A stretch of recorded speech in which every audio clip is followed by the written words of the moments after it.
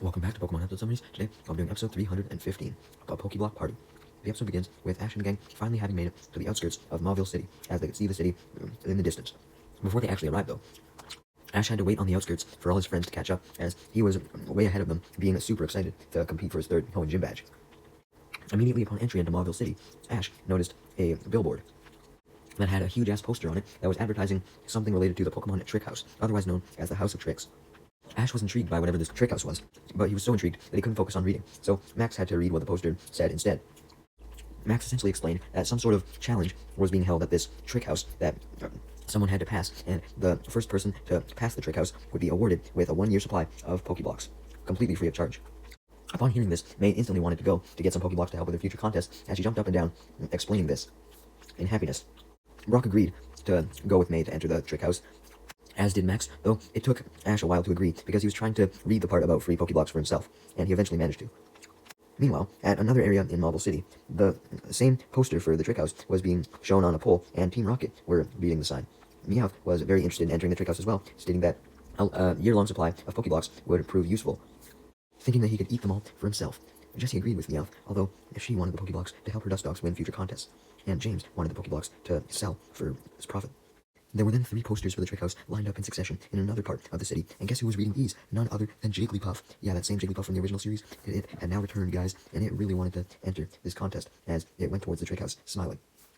presumably intent on singing to all the competitors that would gather and using its marker to do so. That also functioned as a microphone. Anyways, Ash and the gang soon arrived at the location of the trick house that was stated on the poster, and Ash was surprised to see dozens and dozens of people, and wondered why the competition was so packed, leading Max to remark that a lot of people must have been interested in Pokeblocks.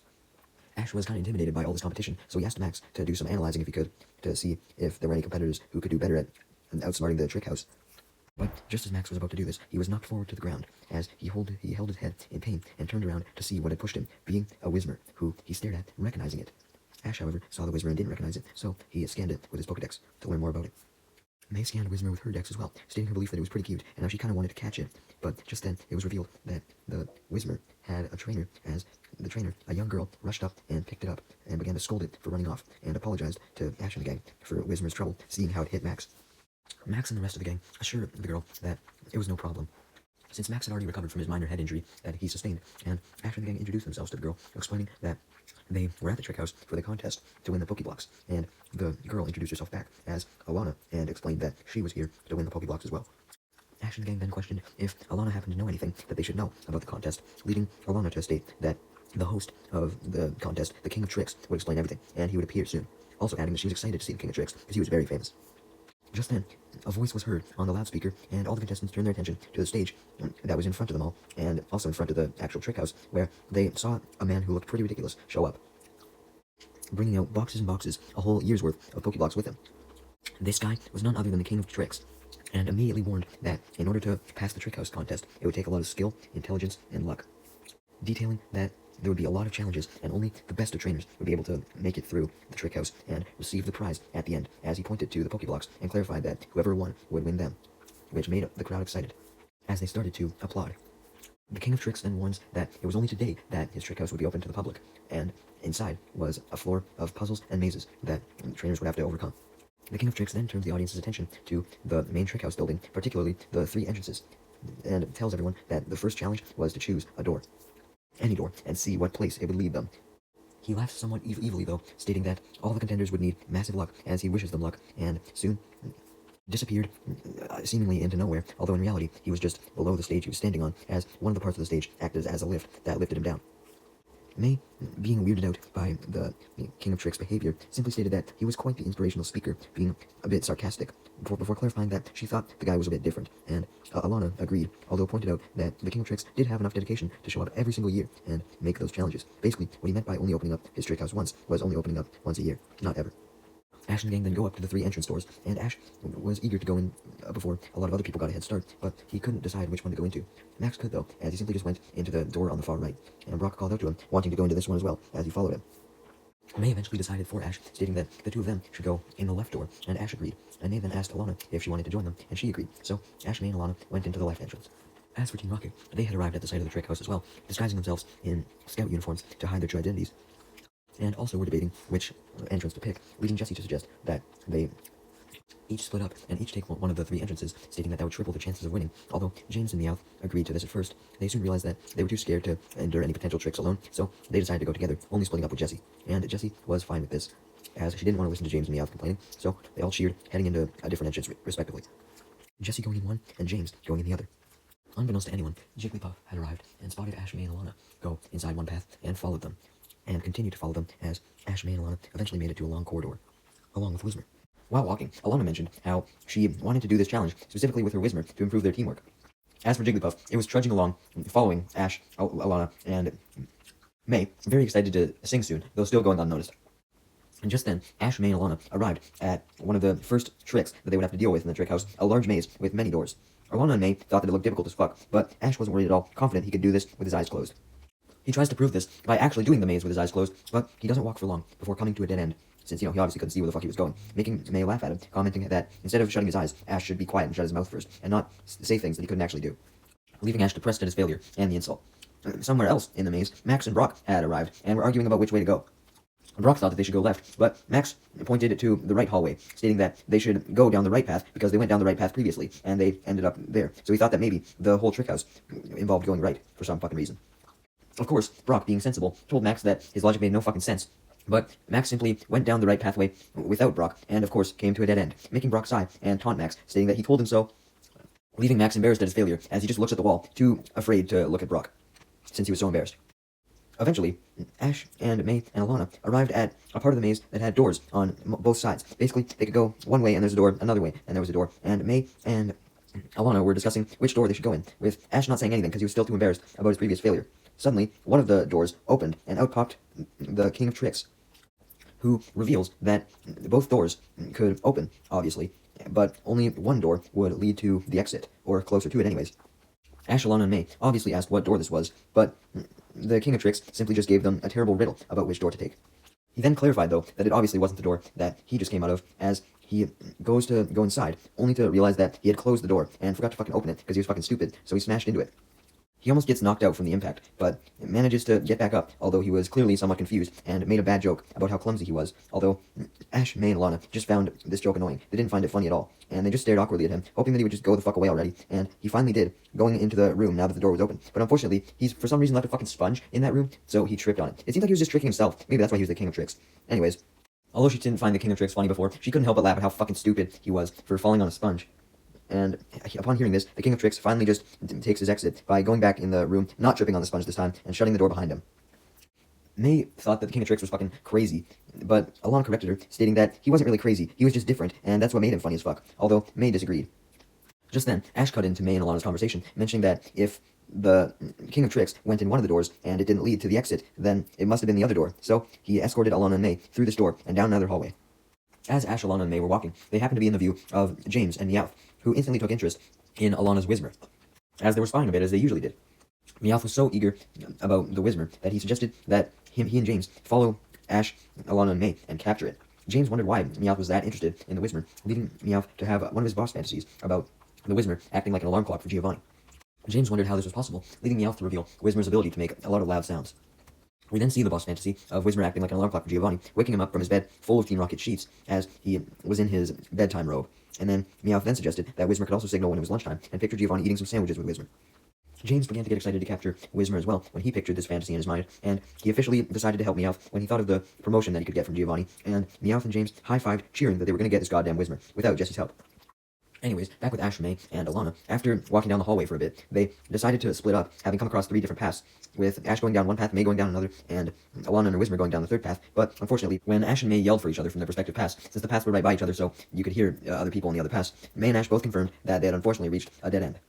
As for Alana, her and her Whismer had arrived at yet another split path at the end of their path, so Alana told Whismer to check one path while she would check the other. Whismer obliged as they happily walked down one of the paths. Unfortunately, the path that Whismer went down all by itself led straight to James and Meowth, as James grabbed it, and he and Meowth ran off happily. As for Alana, she had reached a dead end at the end of her path, and she assumed that her Whismer might have as well, and went back to where they first split up. So she returned there, only to find that Whismer wasn't there, so she called for it, but it didn't respond. Ash and May heard Alana's panicked calling, so they came to her and asked what was going on, leading Alana to reveal that she had lost Whismer and couldn't find it. Hearing this, Ash and May decide to help Alana as they call out for Whismer as well, and the 3 of them were yelling so loud that Jessie, who happened to be walking close by, heard them, and she soon took most interest not in the Whismer that they were calling, but in Pikachu. And she began to plan how to capture Pikachu herself before bragging about how good of a plan it was. Essentially, she was going to try and sneak up on Pikachu with a bag that she had and capture him inside while Ash, May, and Alana were distracted looking for Whismer. So, while Ash, May, and Alana, as well as Pikachu, were calling out for Whismer, Jessie snuck up behind Pikachu with a sack. However, just as she approached Pikachu, Pikachu heard her and turned. At least, Jessie thought that Pikachu had spotted her, so she ran the fuck away before Pikachu could make much eye contact with her, going back down the hallway. Unbeknownst to Jessie, though, Pikachu took no notice of Jessie whatsoever. What it took notice of was none other than Jigglypuff, who soon appeared in front of Ash, May, and Alana. May and Alana got distracted from the search for Whismer because they exclaimed how they thought Jigglypuff was so adorable, never having met it before in their lives. But Ash recognized this Jigglypuff as the troublemaking one from his adventures in Kanto, the Orange Islands, and Johto, and proceeded to beg it not to sing, very nervous. But it was too late, as Jigglypuff pulled out its marker as a microphone and began singing, putting Ash, May, and Alana, along with Jessie, who was still nearby, asleep. Leaving Jigglypuff to get angry at this, as usual, as it turns its microphone back into a marker and draws on their faces before angrily leaving to continue on in the trick house, hoping to find more people to sing to that hopefully wouldn't fall asleep. A little while later, Ash, May, and Alana all woke up, and Ash knew that he had to have marker on his face, so he grabbed a cloth out of his backpack and washed it off of Pikachu as well, letting Pikachu do most of the work for himself, though. May and Alana didn't wash off their faces, though, as they were amused by the marker that they saw on each other as they laughed at one another and made fun of each other for the terrible designs. May and Alana did wonder where the designs came from, though, as one minute they were awake, and the next minute they had fallen asleep to Jigglypuff's song, and now had markings on their faces, leaving Ash to explain all the previous encounters with Jigglypuff he had had, and adding that Jigglypuff's sing attack caused them to always fall asleep, and Jigglypuff would get annoyed when this happened, so it would draw on anyone who fell asleep's faces with a marker. May and Alana didn't seem to be very into Jigglypuff's lore, and simply just continued to laugh at each other's bad designs, leaving Ash to tell them to stop fooling around, and reminded them that they should be finding Whismer and a way out, also ordering them to wash off the marker from their faces. May and Alana realized that Ash was right, so they went off down a new path that they had found that hopefully didn't lead to a dead end, leaving Jessie still asleep. As Jessie continued to sleep, it was revealed that Jigglypuff had drawn on her face as well, and then Jessie was soon found by James, Meowth, and the Whismer in James' hands, with James also covering the Whismer's mouth so that it couldn't make any sudden loud noises. And James and Meowth then wasted no time waking Jessie up, as Jessie was able to feel the marker on her face, and pulled a rag out of her disguise and wiped her face off. James then bragged about his new thievery activity being his thievery of the Whismer, and when Jessie saw this, she suggested that they get a move on so that Ash and May and Alana couldn't confront them for stealing this Whismer after James had informed her about what he had done, with Jessie adding that she also wanted to get to the end of the trick house to get the Pokeblocks before anyone else. Meowth was very hype about the idea of getting the Pokeblocks, still believing that he could snag some from Jessie to give to Giovanni, and pointed down the hallway, hoping that this hallway would take them closer to the Pokeblocks, as he ran down it as fast as possible, although since he was so focused on getting the Pokeblocks and not watching where he was going, he smashed right into the wall, revealing that this hallway was a dead end, leaving Jessie and James to become embarrassed on Meowth's behalf. Meowth soon got back up, and Team Rocket began walking around the maze, trying to find the way to the Pokeblocks, while still avoiding Ash and the gang. Speaking of Ash and the gang, Ash, Alana, and May had resumed their search for the Whismer, but Alana was getting frustrated as they couldn't find it. Suddenly, while searching, Ash, May, and Alana managed to meet back up with Brock and Max, as Ash, May, and Alana told the situation about the missing Whismer to Brock and Max, leading Max and Brock to obviously want to help, as Max asked when Whismer was last spotted, leading Ash to reveal that it had been a long time. And this made Brock worried, as he stated how there were countless halls in the goddamn maze, and it could take them forever to find Whismer, and Alana was kind of annoyed by this, as she knew that already. Good help, Brock. Thankfully, Brock actually was able to do a little bit of help when he realized that if they couldn't find Whismer anywhere inside the maze, then maybe it had already gotten outside the maze. So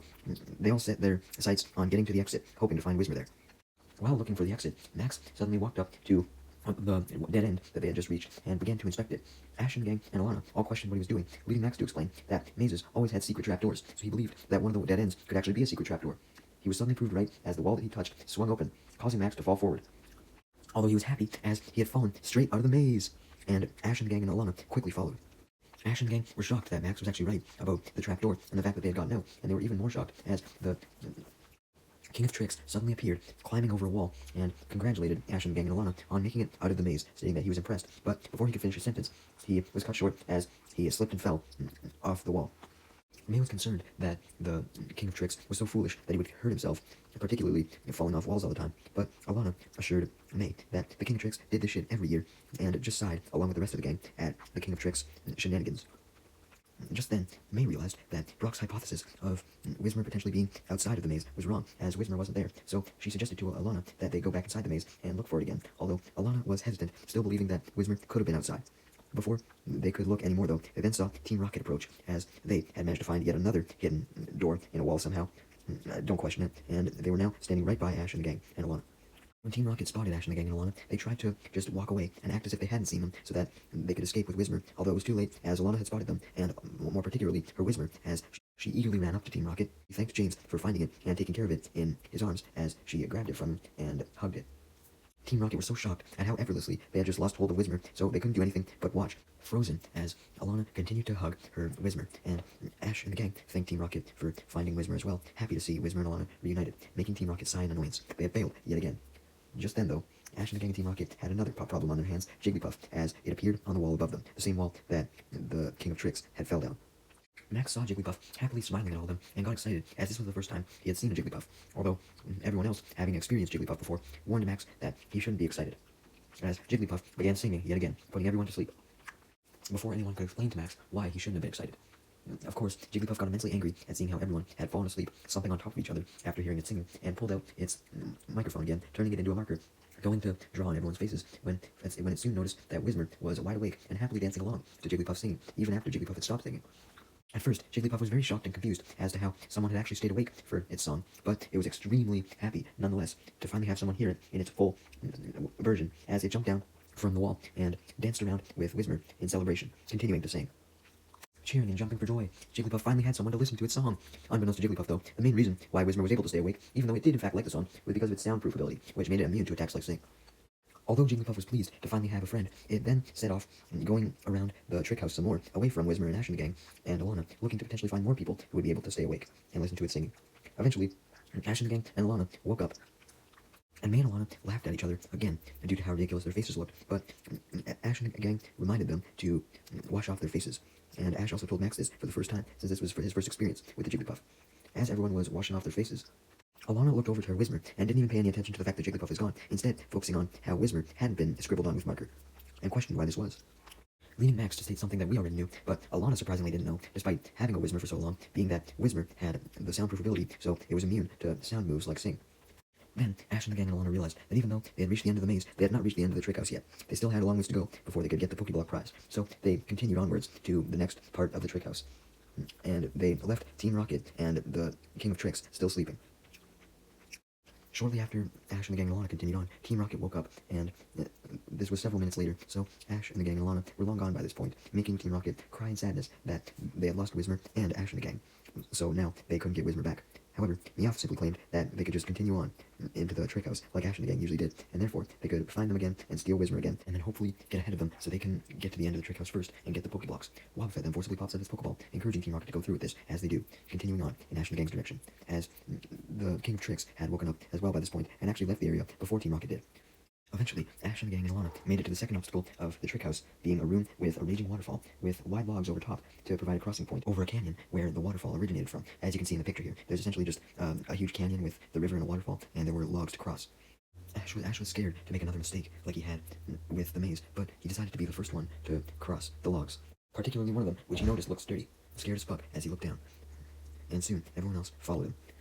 They were all startled, though, when suddenly the King of Tricks appeared on the log immediately beside them and warned them that some of the logs were not safe to pass and could easily break. As if on cue, it was actually his log that ended up breaking, and he fell into the waterfall, reaffirming Ash's assumption that the log that he and the rest of the gang were crossing was the safe one, looking sturdy. As the King of Tricks then sinks under the water, before he does, he gives Ash and the gang and Alana a hint as to which of the logs was safe, although Ash thought this hint was stupid as hell, since it was obvious by now which one was safe, the one that was still fucking not in the water. May was also very annoyed, much like Ash, with the King of Tricks by this point, and she didn't even think that was possible, but she was wrong, as she claimed that the King of Tricks seriously had some goddamn mental issues or something, giving all these useless hints. But just like before, Alana stuck up for the King of Tricks, stating that him saying all those stupid riddles was partially what made the trick house so fun. Just then, Team Rocket appeared at the other end of the log, having caught up to Ash and the gang. Ash and the gang were almost at the other side by this point, when Jessie whispered her plan to James and Meowth, explaining that she was going to have Ash and the gang essentially lead them to the end, and then at the very end they would interfere with Ash and the gang to prevent them from actually getting to the end. And Jessie put this plan into action, as right as Ash and the gang were about to cross the log,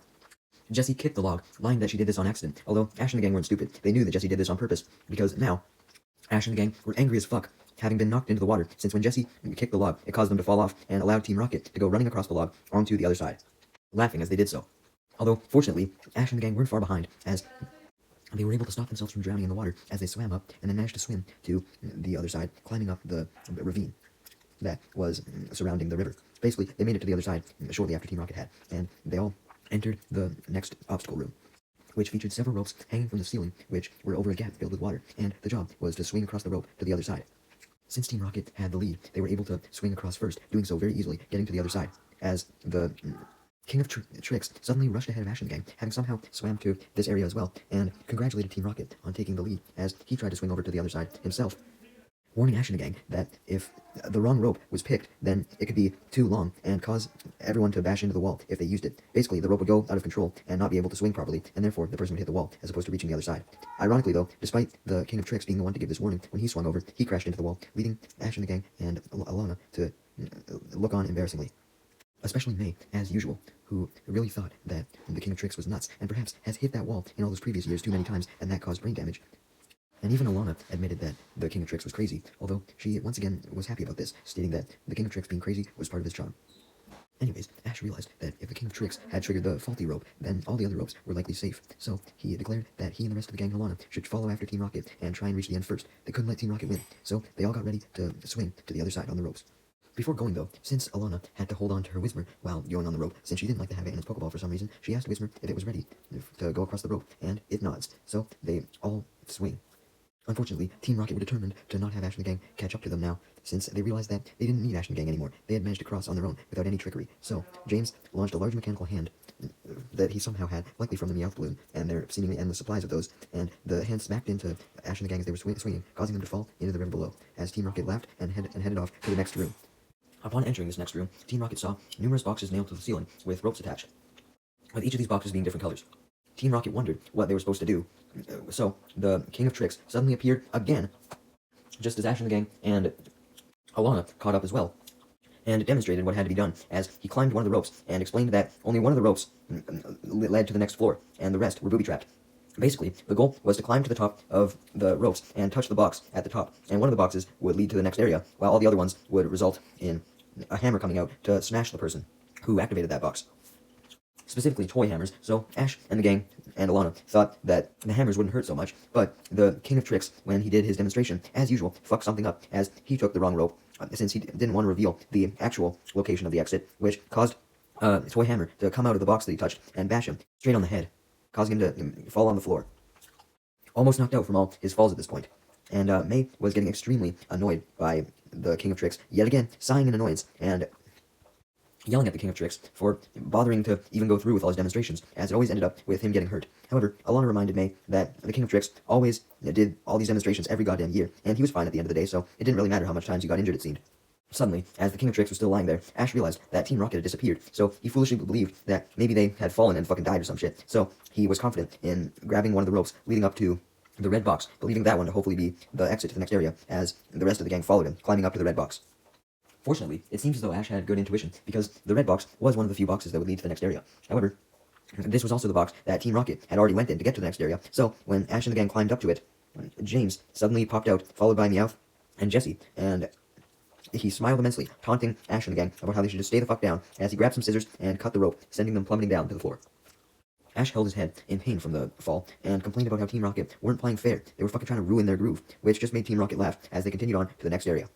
Much to Team Rocket's surprise, though, they were not the first ones to make it to this area. It turns out that what the King of Tricks had said earlier about Team Rocket being in the lead was actually just in regard to them being in the lead of Ash and the gang, not in the lead in general. There were plenty of other trainers currently trying out the challenge in this new area, which was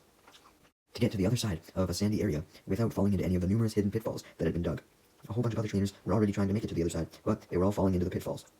Team Rocket just laughed at all these trainers failing, as they were confident that they could make it across, since they knew where the pitfalls would be, since they were pitfall digging experts, so they just figured that they could avoid them. However, a second after they stepped onto the sandy field, they then fell into a pitfall. It was then that Ash and the gang showed up, and wondered how they could make it across the field, and wondered what they were supposed to do in general, and what the gimmick was, because they had missed what Team Rocket falling into the hole and shit like that. So the King of Tricks then appeared yet again, and explained that